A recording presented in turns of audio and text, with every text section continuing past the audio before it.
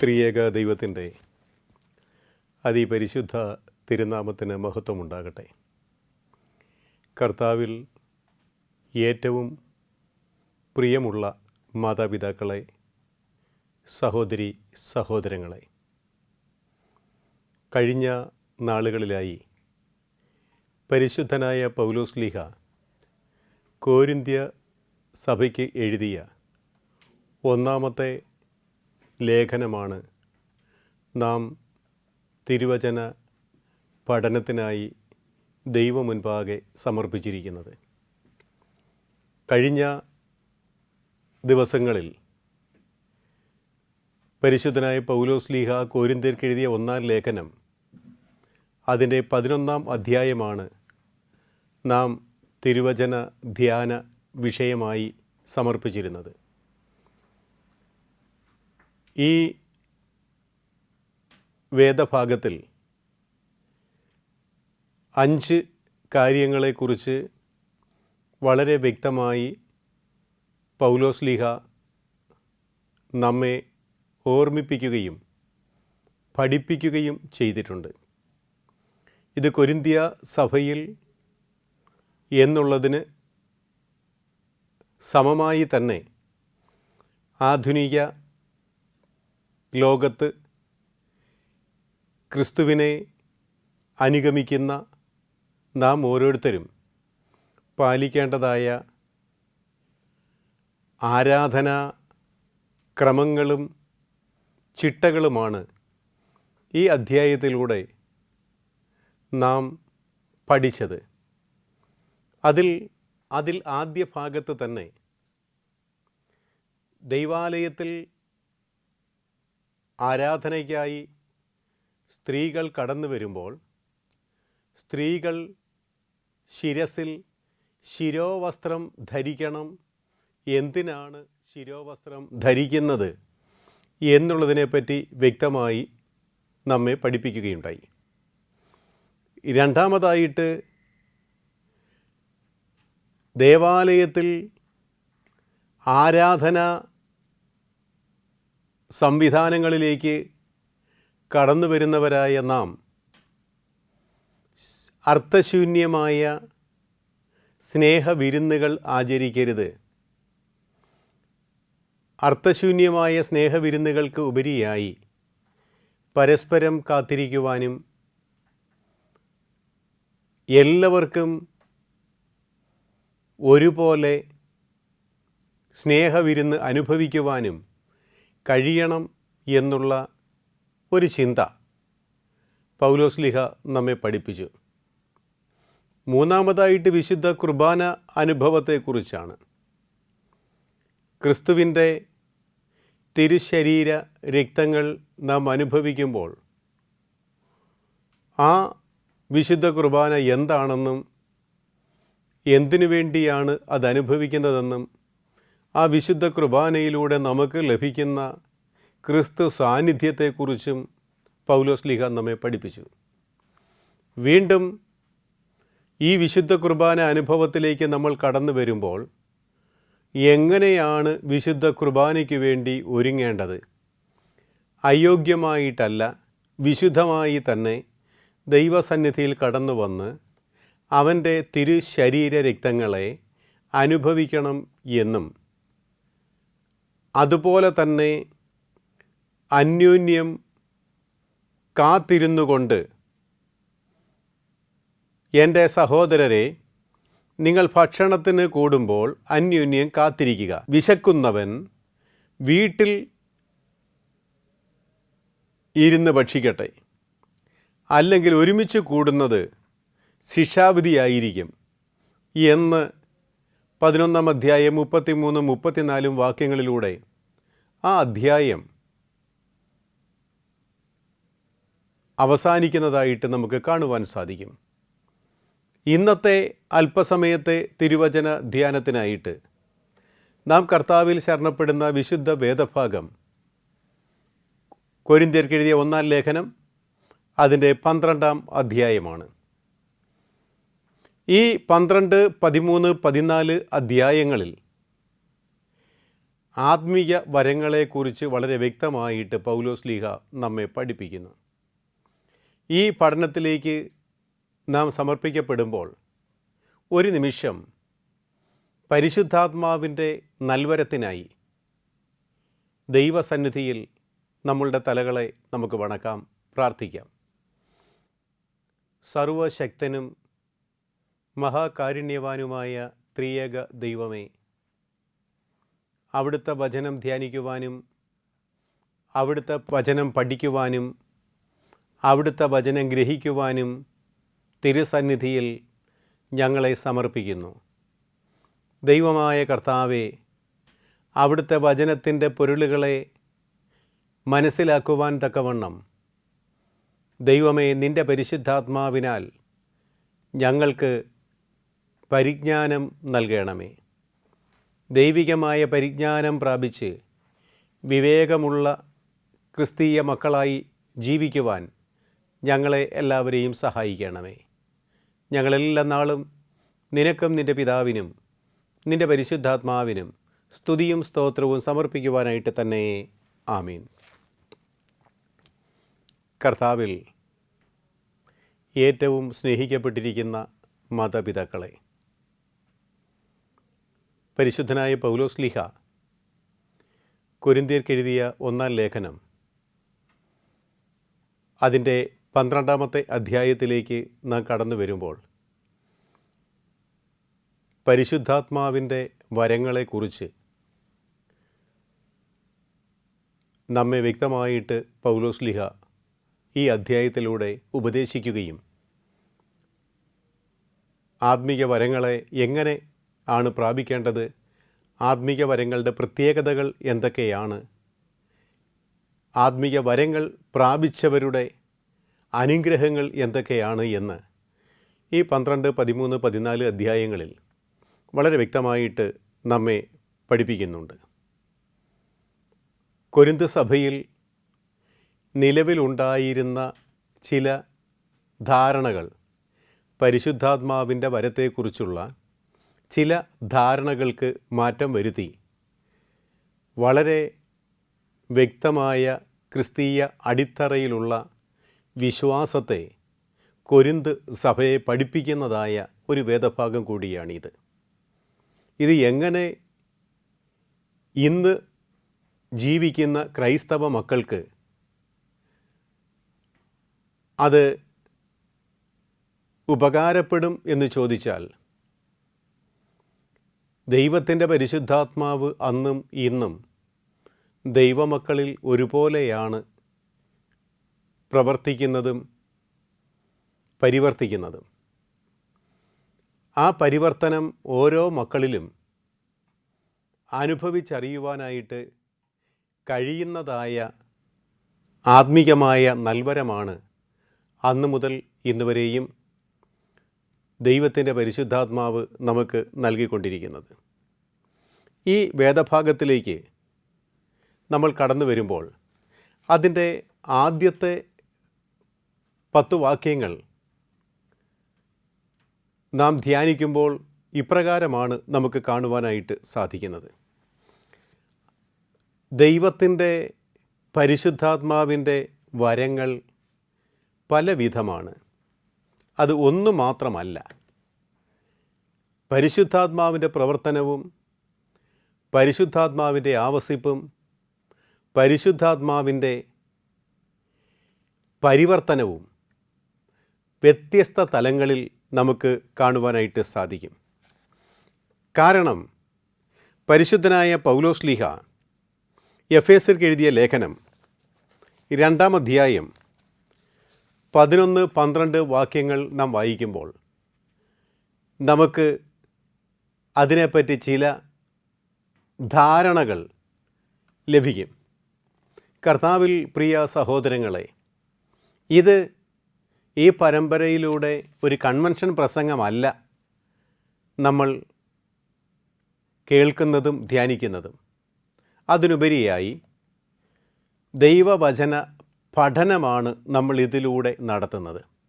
ദൈവവചന പഠനങ്ങൾ നമ്മൾ നടത്തുമ്പോൾ ദൈവത്തിൻ്റെ വചനം നമ്മളുടെ കൈകളിൽ എടുത്തു വെച്ച് അച്ഛൻ പറയുന്നതായ വേദഭാഗങ്ങൾ അച്ഛനോടൊപ്പം തന്നെ അത് വായിച്ച് ധ്യാനിച്ചു എങ്കിൽ മാത്രമേ ഇതിൻ്റെ തുടർച്ചയായ വചനത്തിൻ്റെ പൊരുളുകളെ നമുക്ക് മനസ്സിലാക്കുവാനായിട്ട് സാധ്യമാകുകയുള്ളൂ. അതുകൊണ്ട് എന്നെ കേൾക്കുന്ന ദൈവജനമേ, ദൈവത്തിൻ്റെ വചനം എടുത്തുകൊണ്ട് ഈ പറയുന്ന വേദഭാഗങ്ങൾ എടുത്ത് വായിച്ച് ധ്യാനിച്ച് ഇതിൻ്റെ പൊരുളുകളെ മനസ്സിലാക്കുവാനായിട്ട് സാധിക്കണം. അച്ഛൻ ആദ്യം നൽകുന്നതായ വേദഭാഗം പരിശുദ്ധനായ പൗലോസ്ലീഹ എഫേസ്യർക്ക് എഴുതിയ ലേഖനം 2-ാം അധ്യായം 11-12 വാക്യങ്ങളാണ്. അവിടെ ക്രിസ്തുവിനെ സ്വീകരിക്കുന്നതിനു മുമ്പ് നിങ്ങൾ എപ്രകാരമായിരുന്നു എന്നാണ് കൊരിന്തിലെ ആളുകളെക്കുറിച്ച് പൗലോസ്ലീഹ ഇവിടെ പഠിപ്പിക്കുന്നത്. അവിടെ ഇപ്രകാരമാണ് പറയുന്നത്, 11-12 അധ്യായങ്ങളിൽ വാക്യങ്ങളിൽ, ആകയാൽ നിങ്ങൾക്ക് മുൻപ് ജന്മം കൊണ്ട് ജാതികളായിരുന്നുവെന്ന് ഓർത്തുകൊള്ളുവിൻ. നിങ്ങൾ ക്രിസ്തുവിനെ സ്വീകരിക്കുന്നതിന് മുൻപ് നിങ്ങൾ ജന്മം കൊണ്ട് ജാതികളായിരുന്നുവെന്ന് ഓർത്തുകൊള്ളണം. പരിച്ഛേദനക്കാർ എന്ന് പേരുള്ളവരാൽ പരിച്ഛേദന ഏൽക്കാത്തവർ എന്ന് വിളിക്കപ്പെട്ടിരുന്നു. പരിച്ഛേദന ഏറ്റ യഹൂദന്മാരാൽ ജാതികളായ നിങ്ങളെ പരിച്ഛേദന ഏൽക്കാത്തവർ എന്ന് വിളിക്കപ്പെട്ടിരുന്നു. അത് ശരീരത്തിൽ, ഈ പരിച്ഛേദനയുണ്ടാകുന്നത് ശരീരത്തിൽ കൈകളുടെ പ്രവൃത്തിയാൽ ആയിരുന്നു. അക്കാലത്ത്, അതായത് നിങ്ങൾ ക്രിസ്തുവിനെ സ്വീകരിക്കുന്നതിനു മുമ്പ്, നിങ്ങൾ ക്രിസ്തുവിൽ നിന്ന് അകന്ന് കഴിഞ്ഞവരും ഇസ്രായേൽ പൗരത്വത്തോട് ബന്ധമില്ലാത്തവരും വാഗ്ദത്തത്തിൻ്റെ ഉടമ്പടികൾക്ക് അന്യരും പ്രത്യാശയില്ലാത്തവരും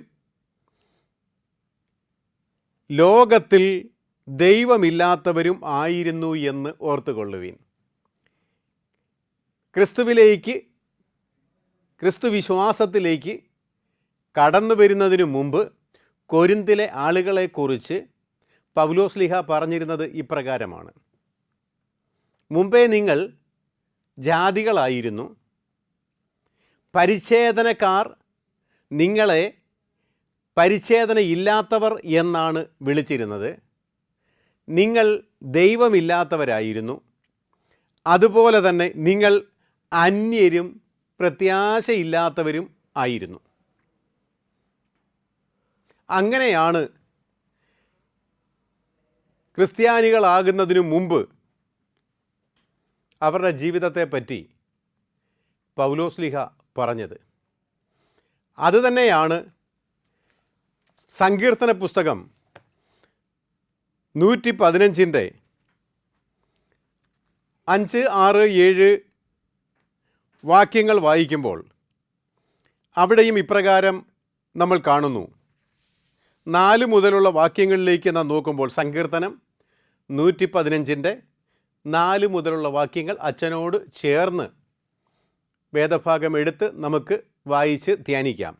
അവിടെ ഇപ്രകാരമാണ് പറയുന്നത്: അവരുടെ വിഗ്രഹങ്ങൾ പൊന്നും വെള്ളിയുമാകുന്നു.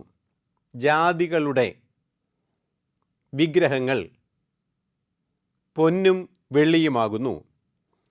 അത് മനുഷ്യരുടെ കൈവേല തന്നെ. അവയ്ക്ക് വായുണ്ടെങ്കിലും സംസാരിക്കുന്നില്ല, കണ്ണുണ്ടെങ്കിലും കാണുന്നില്ല, അവയ്ക്ക് ചെവിയുണ്ടെങ്കിലും കേൾക്കുന്നില്ല, മൂക്കുണ്ടെങ്കിലും മണക്കുന്നില്ല, അവയ്ക്ക് കൈയുണ്ടെങ്കിലും സ്പർശിക്കുന്നില്ല, കാലുണ്ടെങ്കിലും നടക്കുന്നില്ല, തൊണ്ട കൊണ്ട് സംസാരിക്കുന്നതുമില്ല. അവയെ ഉണ്ടാക്കുന്നവർ അവയെ പോലെയാകുന്നു. അവയിൽ ആശ്രയിക്കുന്ന ഏവനും അങ്ങനെ തന്നെ. ദൈവത്തെ അറിയാത്ത ഒരു കൂട്ടം ആളുകളെക്കുറിച്ചാണ് സങ്കീർത്തനക്കാരൻ ഇവിടെ പ്രതിപാദിച്ചത്. അതുപോലെ തന്നെയാണ് പൗലോസ്ലീഹ എഫേസ്യർ എഴുതിയ ലേഖനം 2-ാം അധ്യായം 11-12 വാക്യങ്ങളിൽ പറഞ്ഞതും. നിങ്ങൾ പ്രത്യാശയില്ലാത്തവരും ദൈവത്തെ അറിയാത്തവരും പരിച്ഛേദനക്കാരാൽ പരിച്ഛേദന ഏൽക്കാത്തവരെന്ന് വിളിക്കപ്പെട്ടവരും പ്രത്യാശയില്ലാത്തവരും ആയി കഴിഞ്ഞുപോയ ഒരു ജനതയാണ്. അപ്പോൾ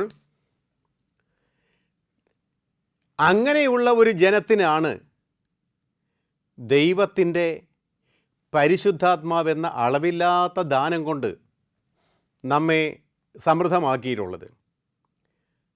അങ്ങനെ ക്രിസ്തുവിൽ ആയിത്തീർന്ന മക്കൾക്ക് ദൈവത്തിൻ്റെ പരിശുദ്ധാത്മാവിനെ അളവില്ലാതെ ദൈവം സൗജന്യമായി നൽകുന്നു. ആ പരിശുദ്ധാത്മാവിൻ്റെ പ്രത്യേകത പൗലോസ്ലീഹ പറയുന്നത്, ദൈവത്തിൻ്റെ പുത്രനായ ക്രിസ്തു എന്ന് നാം ഏറ്റുപറയുന്നത് ദൈവത്തിൻ്റെ പരിശുദ്ധാത്മാവിൻ്റെ കൃപയാലാകുന്നു. ഞാൻ ക്രിസ്തുവിൽ വിശ്വസിക്കുന്നത് പരിശുദ്ധാത്മാവിൻ്റെ കൃപയാലാകുന്നു. യേശു ക്രിസ്തു കർത്താവ് എന്ന് ഏറ്റുപറയുന്നത് പരിശുദ്ധാത്മാവിൻ്റെ കൃപയാലാകുന്നു. അപ്പോൾ അതുകൊണ്ടാണ് യേശു തമ്പുരാൻ പത്രോസിനോട് ചോദിച്ചു,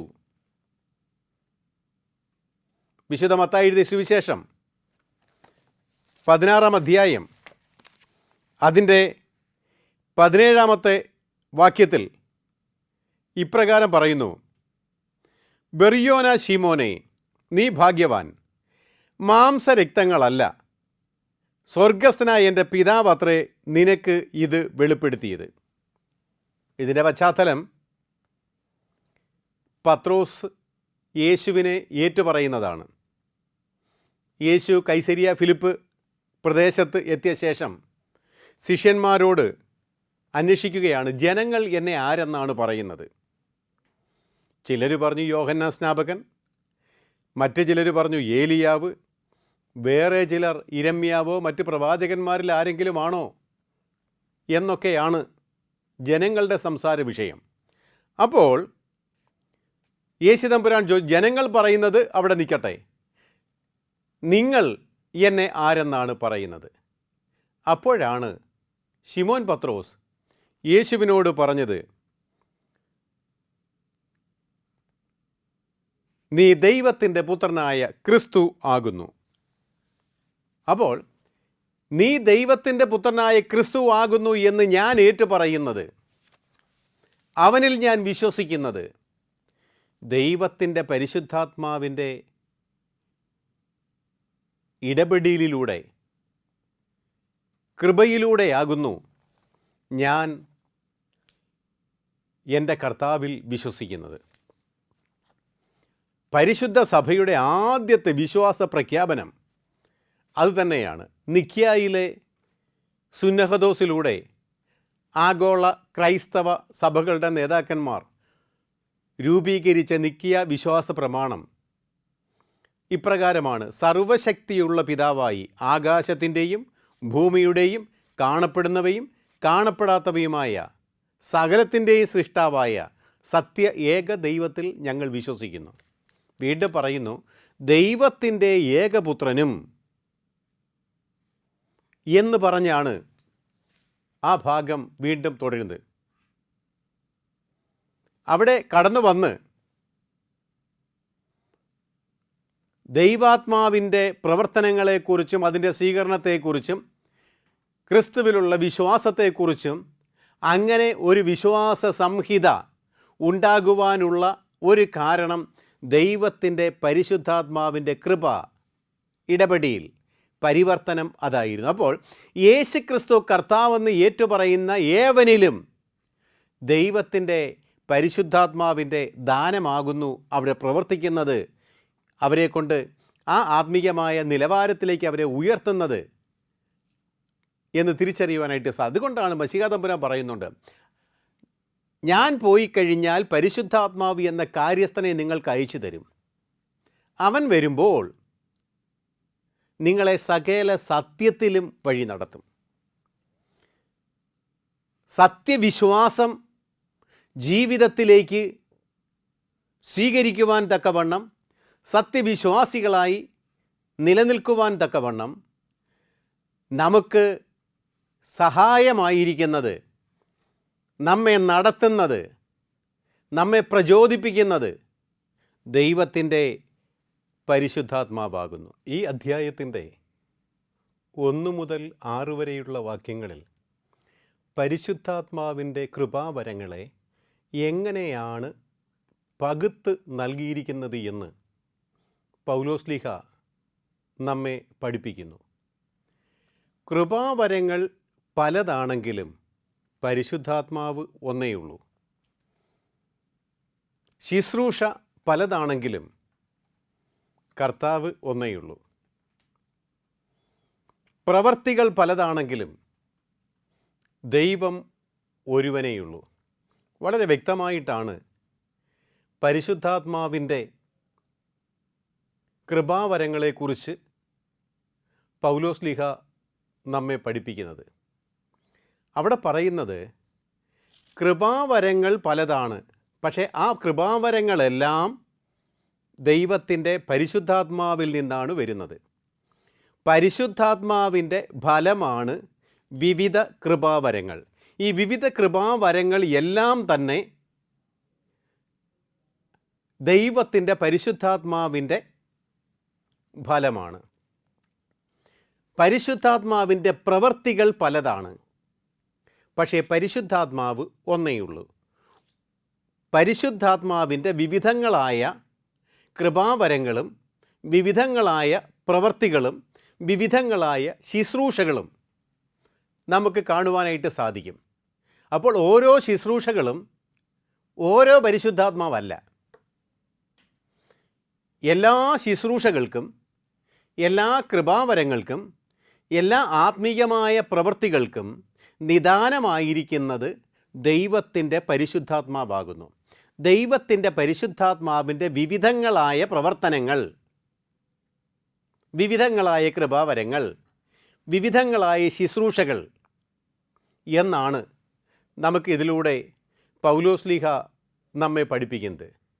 ഈ ലേഖനത്തിൽ പരിശുദ്ധാത്മാവിനെ പറ്റിയുള്ള വ്യക്തമായ സൂചനകൾ, അത് പരിശുദ്ധ തൃത്വത്തെക്കുറിച്ച് നൽകുന്ന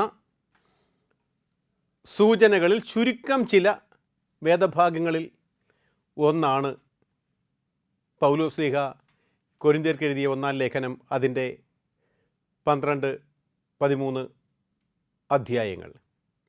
എന്നാൽ സുവിശേഷ ഭാഗങ്ങളിൽ പ്രത്യേകമായിട്ട് തൃത്വത്തെക്കുറിച്ച് പറയുന്നത് വിശുദ്ധ മത്തായി എഴുതിയ സുവിശേഷം 28-ാമത്തെ അധ്യായം അതിൻ്റെ 19-ാമത്തെ വാക്യത്തിൽ യേശു തമ്പുരാൻ ഇപ്രകാരമാണ് തൻ്റെ ശിഷ്യന്മാരോട് പറയുന്നത്: ആകയാൽ നിങ്ങൾ പോയി പിതാവിൻ്റെയും പുത്രൻ്റെയും പരിശുദ്ധാത്മാവിൻ്റെയും നാമത്തിൽ സ്നാനപ്പെടുത്തുകയും. അപ്പോൾ തൃത്വത്തെക്കുറിച്ച് പറയുന്നത് നിങ്ങൾ പോയി പിതാവിൻ്റെയും പുത്രൻ്റെയും പരിശുദ്ധാത്മാവിൻ്റെ നാമത്തിൽ പോയി സ്നാനപ്പെടുത്തുകയും ഞാൻ നിങ്ങളോട് കൽപ്പിച്ചതൊക്കെയും നിങ്ങൾ ചെയ്യുവീൻ എന്നാണ് വിശുദ്ധ മത്തായി എഴുതിയ സുവിശേഷത്തിൽ നമുക്ക് കാണുവാനായിട്ട് കഴിയുന്നത്. വീണ്ടും കൊരിന്ത്യർക്ക് എഴുതിയ 2-ാം ലേഖനം അതിൻ്റെ 13-ാം അധ്യായം 14-ാമത്തെ വാക്യത്തിൽ നാം ഇപ്രകാരം കാണുന്നുണ്ട്. വേദഭാഗം നമുക്ക് ചേർന്ന് വായിക്കാം. കൊരിന്ത്യർക്ക് എഴുതിയ 2-ാം ലേഖനം 13-ാം അധ്യായം അതിൻ്റെ അവസാന വാക്യം: കർത്താവായ യേശു ക്രിസ്തുവിൻ്റെ കൃപയും ദൈവത്തിൻ്റെ സ്നേഹവും പരിശുദ്ധാത്മാവിൻ്റെ കൂട്ടായ്മയും നിങ്ങളോട് എല്ലാവരോടും കൂടെ ഇരിക്കട്ടെ. തൃത്വ ദൈവത്തിൻ്റെ സൂചനയാണ് ഇവിടെ കൊരിന്ത്യ ലേഖനം 2-ാം ലേഖനം അവസാനത്തെ വാക്യത്തിൽ 13-ാം അധ്യായത്തിൻ്റെ അവസാന വാക്യത്തിൽ കാണുന്നത് പിതാവായ ദൈവത്തിൻ്റെ സ്നേഹവും ഏകജാതനായ പുത്രൻ്റെ കൃപയും പരിശുദ്ധാത്മാവിൻ്റെ കൂട്ടായ്മയും സദാകാലവും നിങ്ങളോടെല്ലാവരോടും ഉണ്ടായിരിക്കട്ടെ. അപ്പോൾ സുവിശേഷ ഭാഗങ്ങളിൽ തൃത്വ ദൈവത്തെക്കുറിച്ച് വ്യക്തമായി മശിഹ തമ്പുരാൻ നമ്മെ പഠിപ്പിക്കുന്നു. അതിപ്രകാരമാണ്: പിതാവായ ദൈവത്തിൻ്റെ സ്നേഹവും ഏകജാതനായ പുത്രൻ്റെ കൃപയും പരിശുദ്ധാത്മാവിൻ്റെ സംബന്ധവും ആവാസവും, അതായത് കൂട്ടായ്മയും, ഇപ്പോഴും എല്ലായ്പ്പോഴും എന്നും എന്നേക്കും, അതായത് സദാകാലവും നിങ്ങളോട് ഉണ്ടായിരിക്കുമാറാകട്ടെ എന്നാണ് ഇവിടെ സുവിശേഷ ഭാഗങ്ങളിൽ നമുക്ക് കാണുവാനായിട്ട് കഴിയുന്നത്. പൗലോസ്ലീഹ ഈ വേദഭാഗത്തിൽ പരിശുദ്ധാത്മാവിന് പ്രഥമ സ്ഥാനം നൽകുന്നുണ്ട്. അതിൻ്റെ കാരണം അതിൻ്റെ വിവിധങ്ങളായ ആത്മീയ കൃപാവരങ്ങളെക്കുറിച്ചാണ് പൗലോസ്ലീഹ നമ്മെ പഠിപ്പിക്കുന്നത്. കാരണം പരിശുദ്ധാത്മാവിൻ്റെ നൽവരങ്ങൾ ക്രിസ്തു സഭയുടെ പൊതുവായ നന്മയ്ക്ക് വേണ്ടിയാണ് വ്യാപരിക്കുന്നത്. ദൈവത്തിൻ്റെ പരിശുദ്ധാത്മാവ് നമ്മൾ വ്യാപരിക്കുന്നത് അതിനൊരു സ്വഭാവ ഗുണമുള്ളത് ക്രിസ്തു സഭയുടെ പൊതുവായ നന്മയ്ക്ക് വേണ്ടിയാണ് പരിശുദ്ധാത്മാവ് പ്രവർത്തിക്കുന്നത് എന്ന് പൗലോസ്ലീഹ വളരെ നിർബന്ധപൂർവം ഇവിടെ വ്യക്തമാക്കുന്നു. കാരണം പരിശുദ്ധാത്മാവ് ഒരിക്കലും വ്യക്തിപരമായ കാര്യങ്ങൾക്ക് വേണ്ടി പ്രവർത്തിക്കുകയില്ല. ഒരിക്കലും ഒരു വ്യക്തിയുടെ കാര്യങ്ങൾക്ക് വേണ്ടിയല്ല പരിശുദ്ധാത്മാവ് പ്രവർത്തിക്കുന്നത്. പിന്നെയോ ദൈവമക്കളുടെ ക്രിസ്തു സഭയുടെ പൊതുവായ നന്മയ്ക്ക് വേണ്ടിയാണ് ദൈവത്തിൻ്റെ പരിശുദ്ധാത്മാവ് പ്രവർത്തിക്കുന്നത്. വ്യക്തികൾക്ക് വേണ്ടിയല്ല. വ്യക്തികളുടെ താല്പര്യങ്ങൾക്കനുസരിച്ച് പ്രവർത്തിക്കുന്നതല്ല ദൈവത്തിൻ്റെ പരിശുദ്ധാത്മാവ്. അതിന് ദൈവത്തിൻ്റെ ഇഷ്ടമുണ്ട്. യേശുതമ്പുരാൻ കർത്തൃശിഷ്യന്മാരെ പ്രാർത്ഥനകൾ പഠിപ്പിച്ചപ്പോഴും അതിപ്രകാരമാണ് കർത്തൃപ്രാർത്ഥന പഠിപ്പിച്ചപ്പോൾ അതിൻ്റെ ആദ്യം പൊതുവായ സ്വഭാവ വിശേഷങ്ങളാണ് പറഞ്ഞിരിക്കുന്നത്. സ്വർഗസ്ഥനായ ഞങ്ങളുടെ പിതാവേ, നിൻ്റെ നാമം പരിശുദ്ധമാക്കപ്പെടണമേ, അവിടുത്തെ രാജ്യം വരേണമേ, അവിടുത്തെ ഇഷ്ടം സ്വർഗത്തിലെ പോലെ ഭൂമിയിലുമാകണമേ. ദൈവത്തിൻ്റെ ഇഷ്ടം നിവർത്തിക്കുന്നതായ, ദൈവത്തിന് സ്തുതിയും മഹത്വവും കരേറ്റുന്നതായ പൊതുവായ കൃപകളാണ് ദൈവത്തിൻ്റെ പരിശുദ്ധാത്മാവ് പരിശുദ്ധ സഭയിൽ ദൈവത്തിൻ്റെ മക്കളിൽ വ്യാപരിക്കുന്നത്. അപ്പോൾ ദൈവത്തിൻ്റെ മക്കളിൽ പരിശുദ്ധാത്മാവ് വ്യാപരിക്കുമ്പോൾ, ദൈവത്തിൻ്റെ സഭയിൽ പരിശുദ്ധാത്മാവ് വ്യാപരിക്കുമ്പോൾ അത് ദൈവസഭയുടെ ദൈവമക്കളുടെ പൊതുവായ നന്മയ്ക്ക് വേണ്ടിയാണ് പ്രവർത്തിക്കുന്നത്. വ്യക്തിപരമായിട്ടല്ല, അവൻ്റെ ഗുണത്തിനു വേണ്ടിയല്ല ദൈവം തമ്പുരാൻ പരിശുദ്ധാത്മാവിനെ നൽകുന്നത്. അതിൻ്റെ ഒരു ഉദാഹരണം യേശു തമ്പുരാൻ പറയുന്നുണ്ട്. യാചിപ്പീൻ എന്നാൽ നിങ്ങൾക്ക് കിട്ടും, അന്വേഷിപ്പീൻ നിങ്ങൾ കണ്ടെത്തും, മുട്ടുവീൻ നിങ്ങൾക്ക് വേണ്ടി തുറക്കപ്പെടും. യാചിക്കുന്ന ഏവനും നൽകപ്പെടുന്നു, അന്വേഷിക്കുന്ന ഏവനും കണ്ടെത്തപ്പെടാൻ സാധിക്കും. എന്നിട്ട് യേശു തമ്പുരാൻ പറയുന്നത്, നിങ്ങളുടെ മക്കൾ നിങ്ങളോട് അപ്പം ചോദിച്ചാൽ നിങ്ങൾ കല്ല് കൊടുക്കുമോ? മുട്ട ചോദിച്ചാൽ നിങ്ങൾ തേളിനെ കൊടുക്കുമോ? അങ്ങനെ നിങ്ങളുടെ മക്കൾക്ക് നല്ല ദാനങ്ങളെ കൊടുക്കുവാൻ നിങ്ങൾ ആഗ്രഹിക്കുന്നു. അങ്ങനെയാണെങ്കിൽ തൻ്റെ പിതാവിനോട് അപേക്ഷിക്കുന്നവർക്ക് ദൈവം പരിശുദ്ധാത്മാവിനെ എത്രയോ അധികമായി നൽകും. ദൈവം പരിശുദ്ധാത്മാവിനെ എത്രയോ അധികമായി നൽകും. അപ്പോൾ ദൈവത്തിൻ്റെ പരിശുദ്ധാത്മാവ് സഭയുടെ പൊതുവായ നന്മയ്ക്ക് വേണ്ടിയാണ് എന്ന് നമുക്ക് ഈ വേദഭാഗത്തിലൂടെ കാണുവാനായിട്ട് സാധിക്കും. കർത്താവിൽ പ്രിയ സഹോദരങ്ങളെ, പരിശുദ്ധനായ പൗലോസ്ലീഹ കൊരിന്ത്യർക്ക് നൽകുന്നതായ ഈ ഉപദേശങ്ങൾ സത്യവിശ്വാസം എന്താണ്, പരിശുദ്ധാത്മാവിൻ്റെ കൃപാവരങ്ങൾ എന്താണ്, പരിശുദ്ധാത്മാവ് എങ്ങനെയാണ് നമ്മിൽ പ്രവർത്തിക്കുന്നത്, ആ പരിശുദ്ധാത്മാവ് നമ്മിൽ പ്രവർത്തിക്കുമ്പോൾ നമ്മൾക്കുണ്ടാകേണ്ടതായ സ്വഭാവ വിശേഷങ്ങൾ, അതായത് ആത്മാവിൻ്റെ സ്വഭാവങ്ങൾ നമ്മിലുണ്ടാകണം എന്ന് പൗലോസ്ലീഹ വ്യക്തമായി നമ്മെ പഠിപ്പിക്കുന്നു. അത് ദൈവത്തിൻ്റെ അളവില്ലാത്ത ദാനമാണ്, സൗജന്യമായ ദാനമാണ് ദൈവത്തിൻ്റെ പരിശുദ്ധാത്മാവ്. നമുക്കെല്ലാവർക്കും അത് നൽകപ്പെട്ടിരിക്കുന്നു. പക്ഷേ നമുക്ക് അത് ആരാഞ്ഞറിയുവാനായിട്ട് കഴിയണമെങ്കിൽ നമ്മളുടെ പ്രാർത്ഥനയും നമ്മളുടെ ജീവിതവും നമ്മുടെ പ്രവൃത്തിയും നമ്മളുടെ സംസാരങ്ങളുമെല്ലാം പൊതുവായ നന്മയ്ക്ക് വേണ്ടി ഉള്ളതായി തീരുമ്പോഴാണ് നാം ദൈവത്തിൻ്റെ ആത്മാവിൻ്റെ മക്കൾ എന്ന് തിരിച്ചറിയുവാനായിട്ട് സാധിക്കുന്നത്. ദൈവാത്മാവുള്ള ഒരു മകൻ ഒരിക്കലും തൻ്റെ സ്വാർത്ഥതയ്ക്ക് വേണ്ടി പ്രാർത്ഥിക്കാറില്ല. ദൈവാത്മാവുള്ള, പരിശുദ്ധാത്മാവുള്ള ഒരു മകൻ മറ്റുള്ളവർക്ക് വേണ്ടി, സമൂഹത്തിൻ്റെ നന്മയ്ക്ക് വേണ്ടി പ്രവർത്തിക്കുന്നവരായിരിക്കുമെന്ന് പൗലോസ്ലീഹ നമ്മെ പഠിപ്പിക്കുന്നു. ആയതുകൊണ്ട് ദൈവത്തിൻ്റെ പരിശുദ്ധാത്മാവിനെ പ്രാപിപ്പാനും ആ കൃപാവരങ്ങൾക്കനുസരിച്ച് ദൈവമക്കളായി നിലനിൽക്കുവാനും ദൈവത്തിൻ്റെ പരിശുദ്ധാത്മാവ് നമ്മെ എല്ലാവരെയും സഹായിക്കട്ടെ. ആയത് പിതാവിൻ്റെയും പുത്രൻ്റെയും പരിശുദ്ധാത്മാവിൻ്റെയും നാമത്തിൽ തന്നെ. ആമേൻ.